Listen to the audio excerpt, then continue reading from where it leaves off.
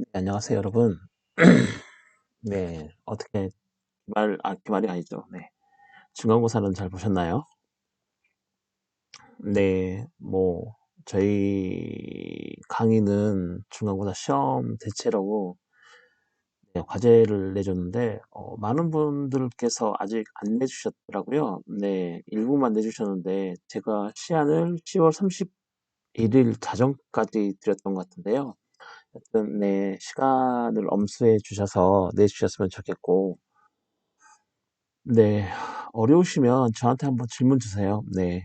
아니면 시간이 없으시죠. 여러분들 되게 바쁘신 줄 아는데, 그래도, 네, 제 수업에, 네, 중앙 시험은, 네, 과제로 대체했으니까, 네, 기한 내에 내주셨으면 감사하겠습니다, 여러분. 일단 사회적 거리 두기가 1단계로 내려왔는데, 여러분도 잘 알다시피, 확진자는 그렇게 크게 준 것 같진 않아요. 그래서, 네, 어떻게 할까 하다가, 네, 제 수업 같은 경우에는 제가 여러분에게 따로 공지를 하지 않는 이상 계속해서 동영상으로 그렇게 수업을 하도록 하겠습니다. 물론 학교에 압박이 있을 수도 있겠죠. 네, 여튼 제가 학교의 압박을 견뎌낼 수 있을 만큼 한번 견뎌보고 혹시나 도저히 견딜 수 없는 압박이 온다. 네, 그러면 그때 가서 다른 방법을 한번 찾아보도록 할 테니까 일단은 계속해서 여러분하고 저는 이렇게 동영상으로 수업을 진행을 하도록 하겠습니다, 여러분. 여러분, 저번 주에 중간고사 기간이었는데 시험을 어떻게 잘 봤는지 모르겠습니다. 시험을 본 과목도 있고, 그럼 이제 과제로 제출하는 과목도 있고, 또 일부 과목은 네, 기말고사로 한꺼번에 보는 걸로 알고 있는데, 어떤 시험이 됐건 여러분이 잘 보셨으리라 생각하고, 또 남아있는 시험이 있다면 잘 보실 것을 믿어 의심치 않으며, 네, 저번 시간에 이어서 이번 시간에는 행정부, 네, 행정부와 그다음 감사원과 그다음 선거관리위원회에 대해서 여러분과 얘기를 나눠보도록 하겠습니다, 여러분. 한 주를 중간고사 기간이라 쉬어서 여러분 혹시 잘 생각이 나시는지 모르겠지만, 네, 처음부터 다시 설명을 할 수 없으니까 잠깐 말씀을 드리면, 결국에는 지금 우리가 하고 있는 게 국가조직과 법질서고, 이 국가조직과 법이라는 건 결국은 상권 분립의 토대를 기반으로 해서 국가가 조직이 되고 어떤 법질서가 흘러가게 되어 있는데, 이 상권 분립에 있어서의 어떤 행정부 수반, 네, 이 행정부의 수반에 대한 어떤 대통령에 대해서는 저희가 이번 시간에 짧은 시간이지만 그래도 많은 내용을 정말 여러분에게 전달을 하고 재밌는 내용을 여러분에게 전달하고 싶었지만 시간의 한계로 인해서 어떤 대통령의 짧고 굵은 그런 내용들만 여러분에게 전달하는 것 같아 네, 매우 아쉬움이 큽니다, 여러분. 중간고사 과제를 하신 분도 이미 있겠고 지금 또 하실 분도 있겠지만 네, 그 긴급조치에 대한 부분들을 좀 읽다 보면 재밌는 부분들이 많거든요. 네. 항상 이제 그런 일이 일어났을 때는 이제 대법원과 헌법재판소가 이제 파이팅을 하고 있는데 왜 파이팅을 할까가 가장 중요하죠. 누군가가 싸운다면은 이 사람들이 왜 싸울까가 궁금하잖아요. 그렇듯이 이 대법원과 헌법재판소가 이 긴급조치를 두고 서로의 관할권이라고 싸우고 있고, 그다음에 어떤 근거를 두고 싸우고 있는데, 그럼 이 사람들이 근본적으로 이 기관들이 싸우는 이유는 무엇인가? 파이팅하는 이유는 무엇이고 그 파이팅 함으로써 얻은 결과는 무엇인가에 대해서 아는 게 중요하겠죠. 그게 여러분들이 이제 이 통치 구조를 공부하는 데 있어서의 하나하나 어떤 기본 요소가 된다고 할 수 있습니다. 그래서 헌법이라는 게 특히 헌법 중에서도 이 통치 구조라는 건 왜 이렇게 조직이 됐을까? 왜 이런 권한을 가질까? 그리고 왜 이 권한은 과연 통제를 받아야 되는가? 자, 여기에 중점을 두고 여러분이 들으시면 아주 재미있고 유익한 그런 국가조직과 법질서의 수업이 된다고 저는 생각을 합니다, 여러분. 네, 여러분이 잘 들어주시는 덕분에 저에게도 늘 힘이 됩니다, 여러분. 네, 뭐 수업 시작하기 전에 잠깐 말씀드리면, 네, 아직도 코로나가 기승을 부리고 있어서 서로서로 조심하면 좋겠고요. 네, 개인 방역, 네, 특별히 주의하시면 좋을 것 같고,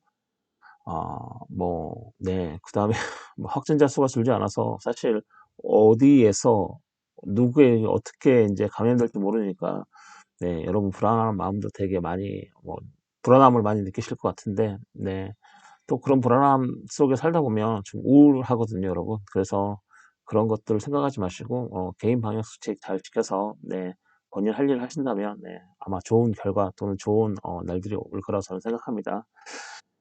자, 그러면 제가 저번 시간에 이어서 자, 이번 시간에는 자, 행정부에 대해서 여러분하고 한번 얘기를 해보도록 하겠습니다. 자, 행정부 중에 자, 국무총리, 그다음에 국무위원, 국무회의, 행정학부 순으로 여러분에게 말씀을 드리도록 하겠습니다. 국무총리. 자, 국무총리는 제가 저번 시간에 대통령 부분에서 말씀을 드리면서도 얘기를 한 것 같지만 국무총리는 결과적으로 네, 제2인자라 그랬죠. 여러분 국무총리 하면 여러분에게 잘 떠올리셔야 될 건 뭐냐면 국무총리는 집행부, 즉 행정부의 제2인자이다. 대통령 다음이다. 대통령 다음이라는 건 뭐냐면 대통령을 보좌하고 그다음에 뭐예요? 대통령의 권리나 사고 시에 뭐예요? 국무총리가 대통령을 보좌하겠구나. 대통령을 대신하겠구나. 자, 이런 것들은 네, 뭐 논리적인 필연 비결로 딱딱딱딱 이어지잖아요. 2인자가 1인자가 없으면 2인자가 대빵이니까 그렇죠, 여러분. 평상시에는 1인자가 있으면 당연히 2인자가 1인자 옆에서 보좌하겠구나. 자, 이 정도는 네, 캐치할 수 있으시겠죠. 네. 우리나라 국무총리도 마찬가지입니다. 자, 우리나라 헌법상 자, 국무총리는 어떻게 지위를 규정을 하고 있냐면 일단 자, 헌법은 국무총리를 대통령의 보좌기관이라고 했습니다. 자, 기관은 뭐예요? 헌법기관이죠, 여러분. 헌법기관. 자, 1인 기관이죠, 여러분. 대통령도 기관이고, 국회도 기관이고, 네, 국무총리도 기관입니다. 자, 그래서 국무총리는 우리 헌법상 대통령의 보좌기관 되고, 당연히 보좌니까, 자, 행정부의 제2인자로서 국무총리를 두고 있다. 우리 헌법은요. 자, 이럴 때, 자, 우리 헌법상의 국무총리는, 자, 의원내각제 총리, 그 다음에 대통령제 부통령과는 다른 우리 헌법의 고유한 제도이다. 자, 이게 무슨 말이냐면, 순수한 대통령제를 시행을 하고 있는 미국은 뭐예요? 국무총리가 없고 부통령이 있죠. 그리고 원래는 이 총리라는 게 의원내각제에서 나오는 뭐죠? 직이죠, 직이. 그렇죠? 자, 의원내각제에 있는 이 직인, 이 총리가 자, 우리나라에 있는 거죠. 하지만 우리나라는 대통령제인데 우리나라에는 자, 이런 걸로 봐서는 우리나라는 기본은 대통령제지만 자, 혼합된 대통령제, 즉 의원내각제적 요소를 우리 헌법에는 섞고 있다. 가미하고 있다 이거죠. 이 국무총리는 사실 대통령제하고는 어울리지 않는 제도죠, 여러분. 하지만 우리 헌법은 대통령제를 기반으로 의원내각제적 요소를 플러스, 즉 가미를 하고 있기 때문에 자, 대표적인 게 뭐냐면 국무총리 제도입니다. 그러면 이 국무총리 제도는 자, 원래 그 의원내각제 그런 총리, 왜냐하면 의원내각제에서는 이 총리가 실질적으로 내각의 책임자로서 활동을 하는데 우리 국무총리 그렇지 않죠. 네, 우리 국무총리는 대통령의 명을 받아 행정각부를 통할하기 때문에 자, 의원내각제 총리하고는 다르고 그 다음에 대통령제에서는 부통령이 있는데 우리나라는 대통령제지만 부통령이 없기 때문에 자, 대통령제의 어떤 부통령과도 다른 위치에 있겠죠. 우리나라 국무총리는. 해서 우리나라 국무총리는 자, 우리 헌법상의 고유한 제도라고 할 수 있습니다, 여러분. 자, 이는 대통령제의 우리나라 정부 형태부터가 났네요.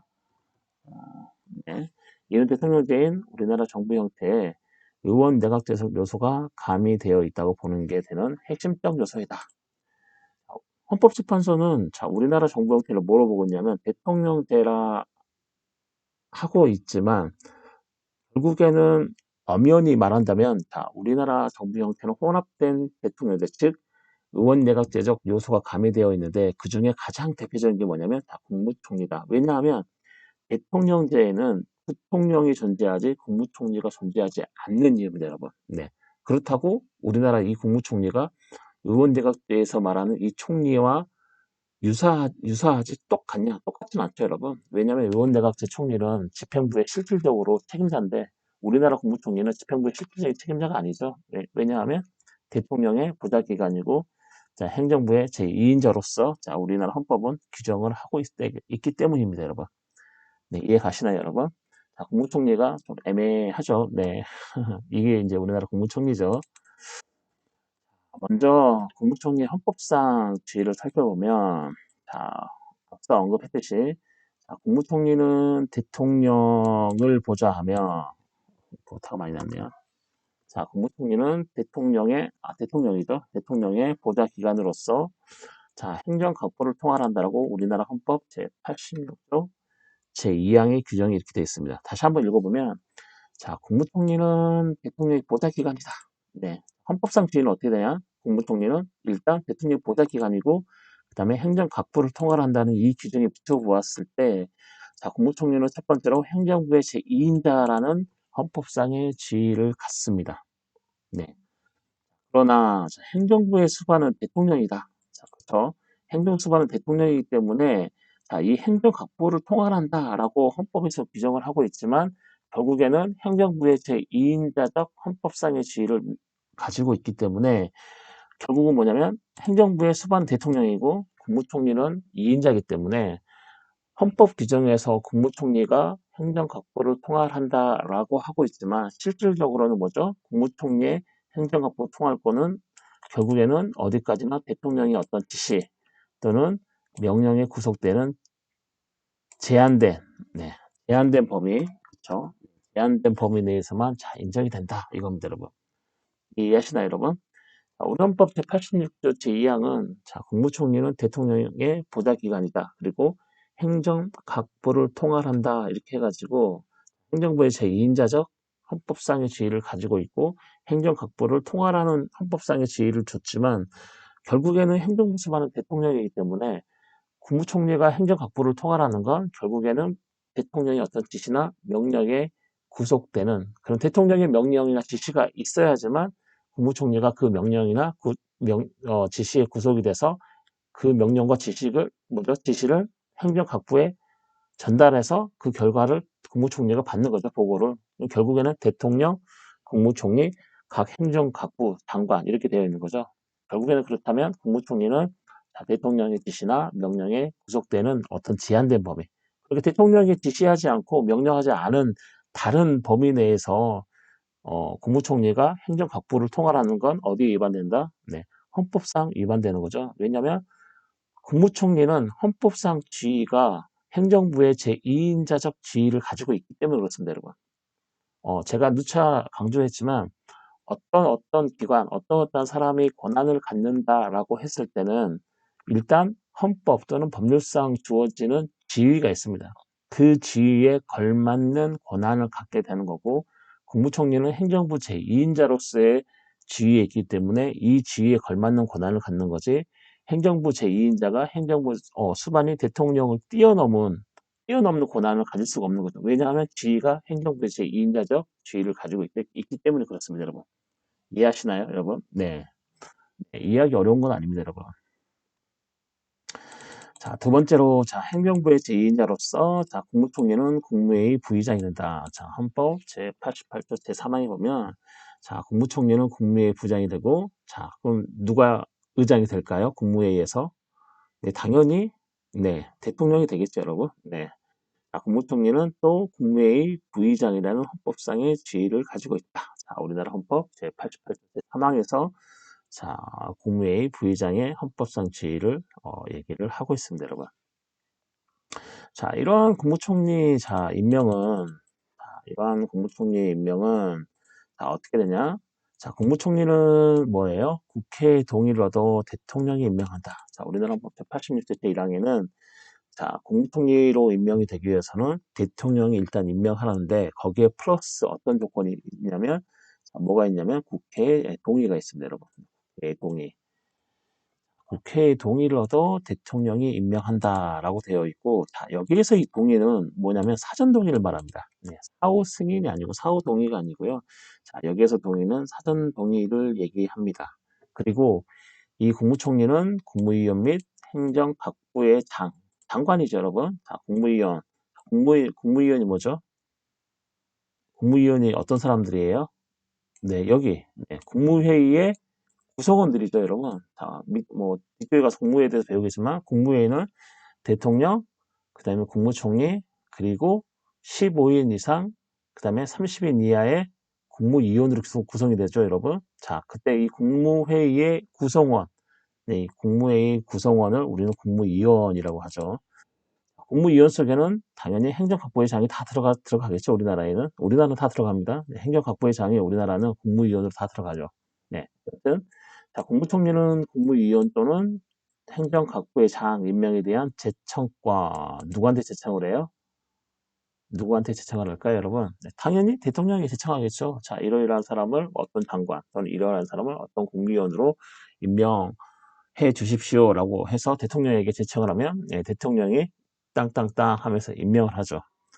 그렇죠? 따라서 국무총리는 국무위원 및 행정각부의 장 임명에 대한 제청권을 가지므로 국무총리 임명은 행정부 구성의 첫 단계이다. 자, 이해 갔어요, 여러분?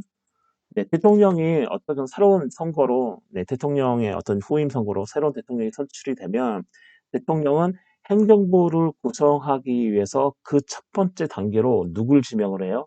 네, 국무총리를 지명을 합니다. 네, 국무총리를 지명을 하고 내정을 하고 그다음에 이 국무총리의 국회의 사전 동의를 얻고 난 다음에 국무총리를 임명을 하게 되면 그 국무총리가 국무위원이나 행정각부 장관의 임명에 대한 제청권을 행사해서 대통령이 임명함으로써 대통령은 자기와 함께 일할 행정 각부 조직을 꾸리게 됩니다.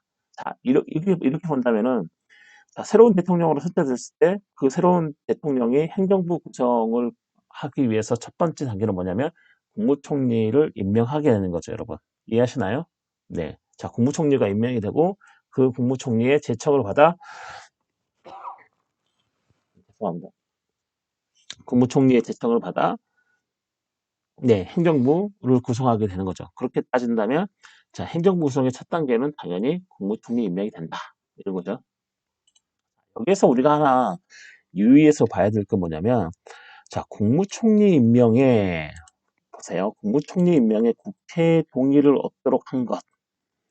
국무총리 임명에 국회가 관여하죠. 자, 국회는 뭐예요? 네, 상권 분립에 있어서 자, 입법을 담당하는 권력의 한 축이죠. 네, 입법이 뭐예요? 행정을 통제를 하는 거잖아요, 여러분. 자, 국무총리 임명은 어떤 의미를 가지고 있어요? 행정부 구성의 첫 단계를 가지고 있죠, 여러분. 즉 뭐냐면 국무총리 임명하는 건 자, 행정부 조직에 있어서 행정부를 구성하는 데 있어서 누가 관여를 해요? 당연히 국회가 동의를 하는 거기 때문에 의회가, 즉 국회가 관여를 하죠. 자, 이 국회가 관여하는 이 행동은 물론 다 구성이 되고 난 다음에 뭐 국회에 출석해라, 뭐 이건 어떻게 되냐, 저렇게 되냐, 뭐 국정감사한다, 조사한다 해서 집행부를 통제하기도 하지만 이 국무총리 임명에 국회의 동의를 얻도록 한 이 헌법 규정은 다 의회가 대통령, 즉 행정부 자신을 스스로 조직을 할 때부터 의회의 통제를 받도록 만들어 놓은 것입니다, 여러분.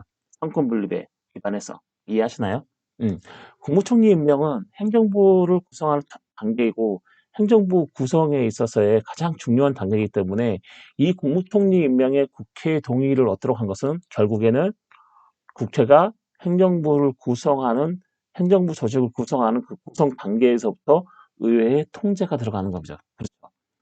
아, 그렇구나. 그러면은 의회가 행정부를 조직할 때부터 관여를 하는구나. 행정부를 통제하는구나. 그렇죠.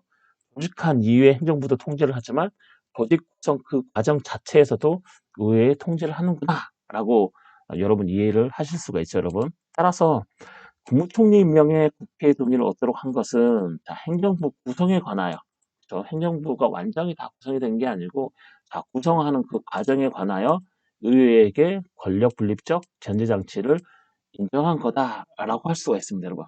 즉 뭐냐면 자, 헌법 제86조 제1항은 자, 의회에게 행정부 통제 권한을 주는 조항으로서의 성격도 갖는다. 다 이겁니다, 여러분. 이해하시죠? 네. 헌법 제86조 제1항은 그쵸? 결국에는 국무총리는 국회의 동의로도 대통령이 임명하기 때문에 이 국회의 동의라는 것은 당연히 행정부 조직에 있어서의 어떤 개입, 조직 구성 과정에 있어서의 개입이기 때문에 자, 헌법 제86조 제1항은 행정부 구성에 관하여 의회에게 권력 분립적 견제 장치를 인정한 조항 또는 근거로서의 작용을 할 수 있다. 이겁니다, 여러분. 이해하시나요, 여러분? 네. 어려운 내용이 아니기 때문에 여러분 쉽게 아마 이해하실 수 있을 거라 생각합니다, 여러분.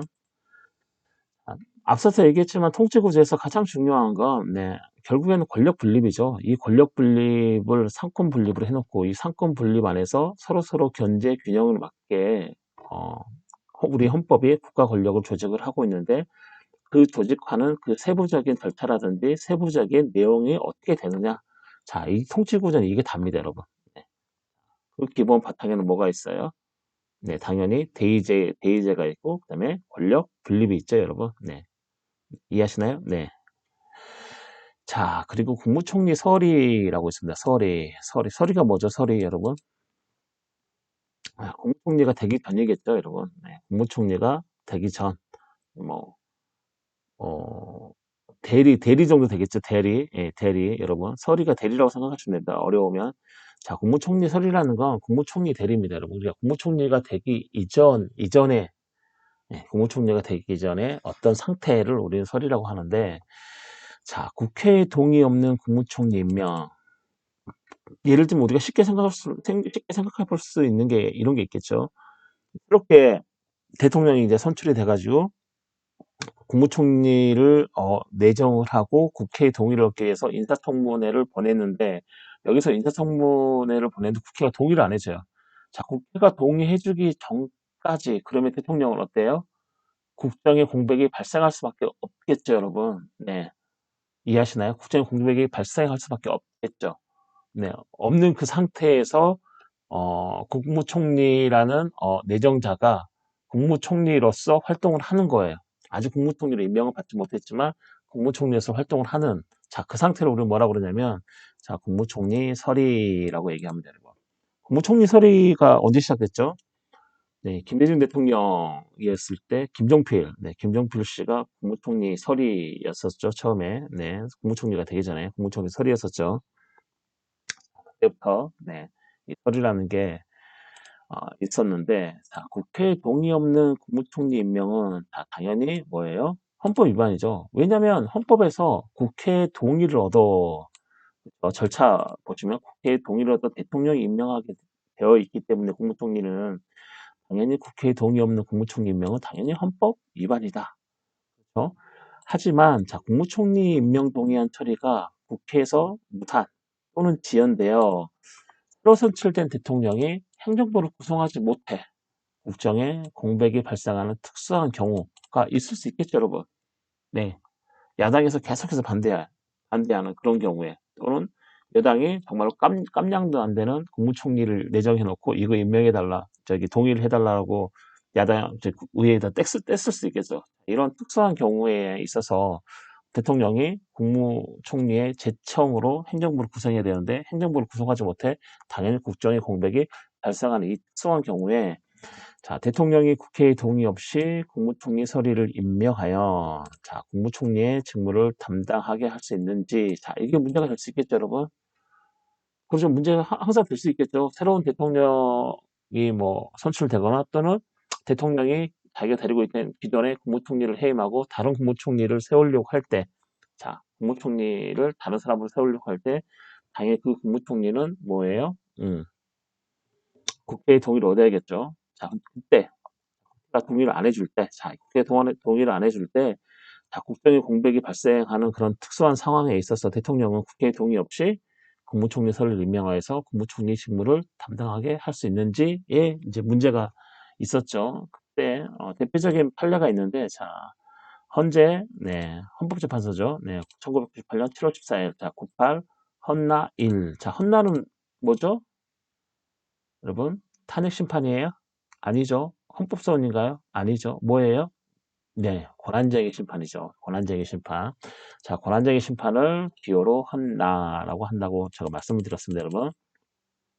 이게 어떤 사건이냐면, 자, 국무총리 임명 동의안의 처리가 국회에서 무산된 후 대통령이 국회의 동의 없이 국무총리 서리를 임명한 데 대하여 다수당 소속 국회의원들, 자, 그때 당시에 의회의 다수당 소속 국회의원들이 국회 또는 자신들의 권한 침해를 주장하면서 권한쟁의 심판을 청구할 수 있는지 여부를 헌법재판소에다가 청구를 한 겁니다.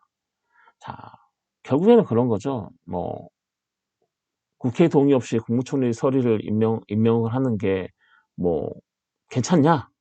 이게 합법이냐? 아니면 뭐 합법이 아니냐. 자, 이걸 이제 물어보는 거죠, 결국에는. 그렇죠, 여러분. 네. 이때는 소극이죠. 네. 기각을 했어요, 기각. 네. 자, 합헌으로 봤다는 거죠, 그렇게 해도. 자, 먼저 위원 의견을 볼까요? 자, 이건 합헌인데, 자, 밑에 합헌보다는 일단 위원 의견을 먼저 보면, 헌법재판소에서 위원 의견을 낸 재판관들이 뭐라 그랬냐면, 자, 헌법 제86조 제1항. 네, 제1항은 국무총리는 국회의 동의를 얻어 대통령이 임명한다고 명시하여 대통령이 국무총리를 임명함에 있어서 반드시 사전에 국회의 동의를 얻어야 함을 분명히 밝히고 있다. 위원 의견은 이거죠. 국무총리는 국회의 동의를 얻어 대통령이 임명한다라고 분명하게 헌법에서 밝히고 있고, 그 다음에 이 동의는 당연히 사전 동의를 의미한다.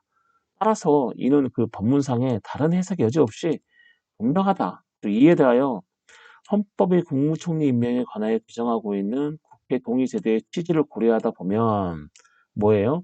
네, 국무총리 임명은 대통령의 단독 행위에 국회가 단순히 부수적으로 협력하는 게 아니다. 우리가 앞서서 얘기했던 것처럼 이 국무총리 동의는 뭐죠?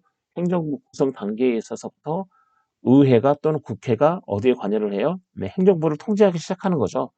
그렇기 때문에 국회가 단순히 동의를 해주는 게 단순히 부수적인 게 아니고, 부수적으로 협력하는 게 아니고, 결국에는 국회가 행정부를 통제하는 중요한 원리, 중요한 제도로서 작용을 하고 있는데, 작용을 하고 있다. 따라서 이 국회의 동의는 반드시 얻어야 되고, 그 다음에 이건 사전 동의다.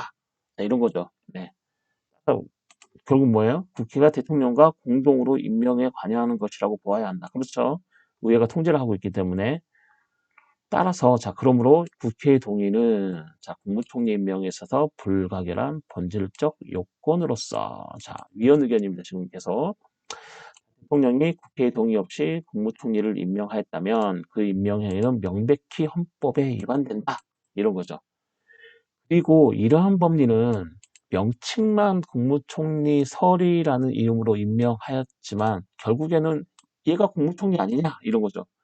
얘가 국무총리이기 때문에 이름만 국무총리 설이라고 붙여서 뭐 이렇게 한다 해도 달라지는 게 아니기 때문에 국회에 동의 없는 국무총리 설의에 임명하는 그 대통령의 행위 그 자체는 당연히 국회 또는 국회의원 자신의 어떤 뭐예요? 권한을 침해하는 행위다라고 해서 이거를 뭐죠?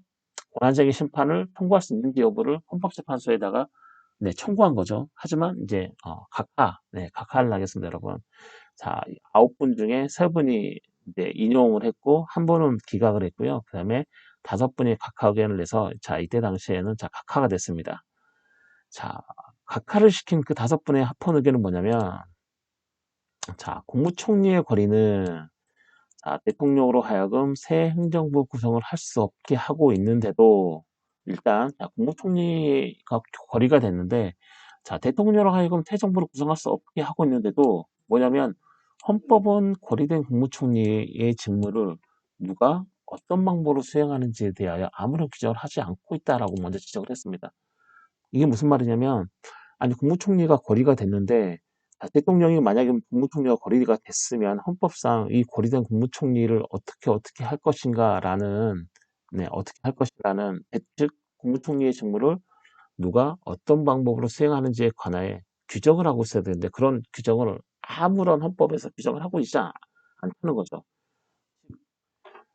뭐냐면 헌법 제정자, 그렇죠? 자, 헌법 제정자는 이와 같은 특수한 경우를 예상하지 못했다는 거죠, 여러분. 헌법을 제정할 때 헌법 이 제정자가 이러한 특수한 상황을 예상을 못했다는 거죠. 자, 그렇기 때문에 이러한 헌법 규정의 흠 때문에 대통령의 국무총리 서리 임명이 헌법에 합치되는지 여부는 해석에 의하여 가려볼 수밖에 없다 이런 거죠. 말 되죠, 여러분? 그렇죠. 대통령이 저기 국무총리를 임명해야 되고 그 국무총리의 권위는 당연히 새 행정부를 구성할 수 없게 하고 이제 새 행정부를 구성할 수 없는 결과로 도출될 수밖에 없고 그다음에 이 국무총리 권위에 대해서 권위가 됐으면 이 헌법은 권위된 국무총리의 직무를 누가 어떤 방법으로 수행하는지에 대하여 규정을 하고 있어야 되는데 이러한 규정이 없기 때문에 결국에는 자, 우리 헌법 체계에 있어서의 어떤 헌법의 내용을 가지고 전체적으로 헌법에 합치되는 여부, 그렇죠? 네, 이 헌법 규정의 흉 때문에 이 대통령의 국무총리 서리 임명이 헌법에 합치되는 여부는 합치되는지의 어떤 그런 여부는 당연히 기존에 있는 헌법 규정의 해석에 의하여 가려볼 수 없다는 거죠, 여러분. 네. 자, 그런데 이 사건의 경우와 같이 조건을 갖춘 특수한 경우에 하나야. 그렇죠? 조건을 갖춘 특수한 경우에 하나죠. 자, 조건을 갖췄죠. 국무총리 권리라는 조건을 갖춘 특수한 경우에 하나요. 대통령은 국무총리 임명 동의안을 국회가 표결할 때까지 예외적으로 서류를 임명하고 예. 자, 이럴 때 국무총리가 새 정부를 구성할 수 없게 하는 이런 특수한 이 경우에 있어서 이 권리는 자, 뭐죠? 대통령이 국무총리 임명 동의안을 국회에 제출하고 국회가 표결할 때까지 예외적으로 서류를 임명하여 총리직을 수행하게 할 수 있고 자, 대통령의 이 국무총리 서리 임명 행위는 자, 헌법 제86조 제1항 흠을 보충하는 자, 합리적인 해석 범위 내의 행위다. 그렇죠? 헌법 제86조 제1항의 자, 국회의 동의를 얻어 대통령 임명한다 그랬는데 자, 흠이 뭐예요? 그럼 국무총리가 거리됐을 때는 누가 어떤 방법으로 국무총리 직무를 수행하느냐? 자, 이러한 규정을 헌법이 하지 않고 있기 때문에 이것은 뭐죠? 헌법 규정의 흠이고, 자, 이러한 흠을 보충하는 합리적인 해석 범위는 뭐냐면, 자, 국회에서 국무총리 임명 동의안이 처리될 때까지 대통령이 국무총리 서리를 임명하는 것은 이러한 흠을 보충하는 합리적인 해석 범위 내의 행위이다. 자, 그러므로 헌법상의 정당성이 있다라고 본 게, 자, 합헌 의견이죠. 자, 이때는 당연히 합헌 의견, 즉, 각하가 돼가지고, 그쵸? 여기 보시면, 자, 각하를 5분이 하셨어요. 그때 당시에 헌법재판관이. 그렇게 해서 결국에는, 네, 국무총리 서리로 자, 임명이 됐죠. 자, 국무총리 서리가 자, 헌법상의 정당성이 있다라고, 자, 합헌 의견이 나왔죠. 그때 각하가 돼가지고요. 네, 이해하시나요, 여러분? 네, 여기까지 잠깐 하시고요. 네, 잠깐 쉬었다가 2차시 시작하도록 하겠습니다.